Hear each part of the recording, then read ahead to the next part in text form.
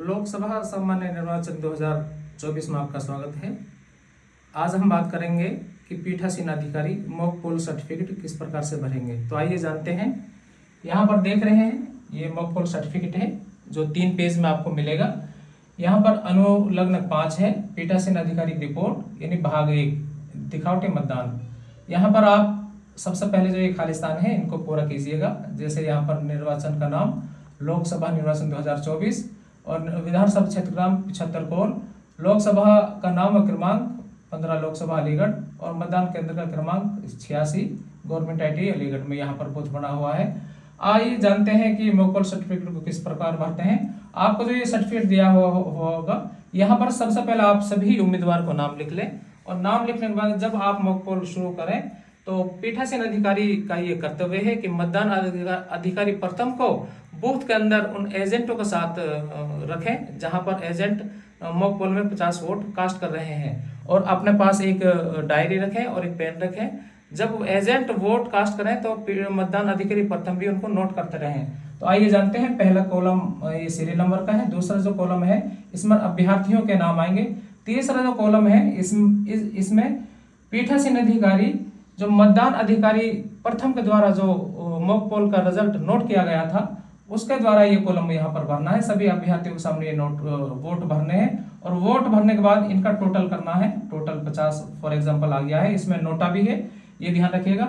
उसके बाद जो हमारे ये कॉलम है, चौथा कॉलम है परिणाम जांच करते समय कंट्रोल यूनिट के द्वारा दर्शाए गए मतों की संख्या।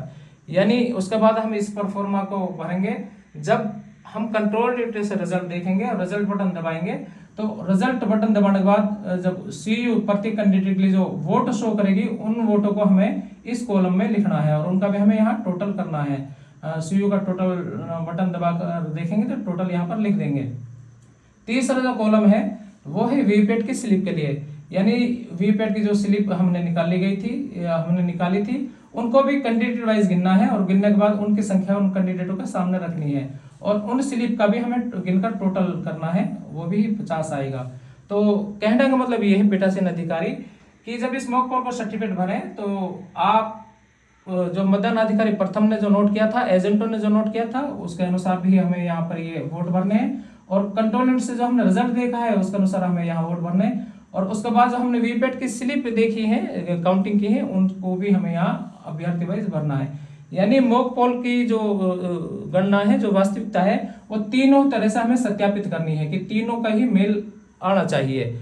अगर तीनों का मेल आता है तो हमारी जो मॉक पोल प्रक्रिया है वो बिल्कुल सही है, एजेंट भी से संतुष्ट हो जाते हैं। यहाँ पर जो ये कॉलम देख रहे हैं यहाँ पर देखिए हाँ कर रहा है, यानी तीनों में कोई अंतर नहीं है। इनमें तीनों कंडीशन में कोई अंतर नहीं आता तो सबके सामने हाँ आएगा। यहाँ पर ये देखिए, यहाँ पर जितने भी एजेंट हैं वो शॉर्ट में उनका पार्टी का नाम यहाँ लिखें और सभी एजेंटों के यहाँ साइन कराएं।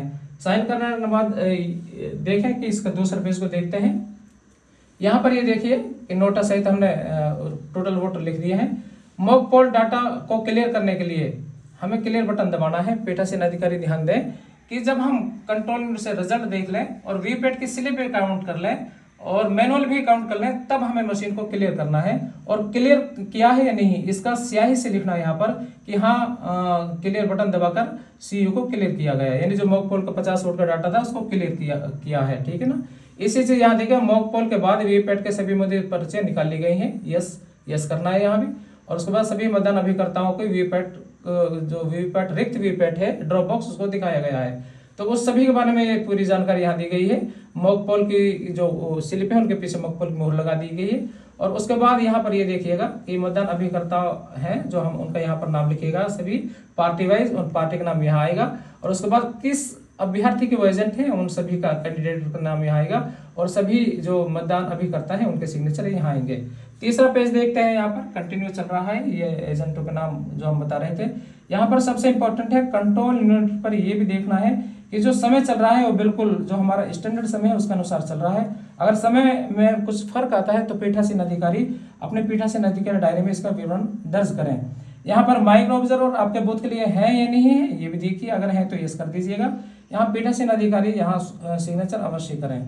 अब ये देखिएगा, ये बहुत इंपॉर्टेंट कॉलम है, आपको टोटल बटन दबाने के लिए इसका बताया गया है कि जब प्रथम मतदाता आता है तो मतदान अधिकारी प्रथम अपनी सीट से खड़ा होता है और पीठासीन अधिकारी के साथ मिलकर सीईओ का टोटल बटन देखता है और बटन देखने के बाद उसमें शून्य आता है। अगर शून्य आता है जो हमारे सीआरसी क्रम था वो बिल्कुल ओके है। अगर शून्य नहीं आता है तो फिर जाहिर सी बात है, सोचने वाली बात है कि सीआरसी का कोई क्रम छूट गया है। यहाँ पर ये देखिए कंटोनेट का टोटल बटन दबाकर देखें, शून्य वोट आना चाहिए। यहाँ पर ये भी देखें कंटोनेट का टोटल वोट 0 है या उससे अधिक दर्शाती है तो ये सोचना चाहिए कि हमने जो मॉक पोल किया था वो मिटा नहीं है। तो उसके बाद तुरंत आप दोबारा से सीआरसी करें। ये सभी पॉइंट चेक करने के बाद फिर एक बार पीठासीन अधिकारी यहाँ पर सिग्नेचर करें और उसके बाद यहाँ पर ये देखिए निम्न व्यक्ति मॉक पोल के समय साक्षी रहे। ठीक है ना, इस चीज का ध्यान रखिए। जो हमारे मतदान अधिकारी प्रथम द्वितीय तृतीय उनको भी यहाँ पर सिग्नेचर करना है साक्षी के तौर पर, ताकि वो इस चीज की गवाही दे कि मॉक पोल की जो प्रक्रिया की गई थी वो मैंने भी देखी है और बिल्कुल सत्य है, सही पाई गई है, तो यहाँ पर सिग्नेचर करें। तो पीठासीन अधिकारी इस प्रकार आप अगर मॉक पोल सर्टिफिकेट भरेंगे तो आपको भरने में कोई परेशानी नहीं आएगी। उम्मीद है कि इस वीडियो के माध्यम से आपको मॉक पोल सर्टिफिकेट भरने में मदद मिलेगी। धन्यवाद।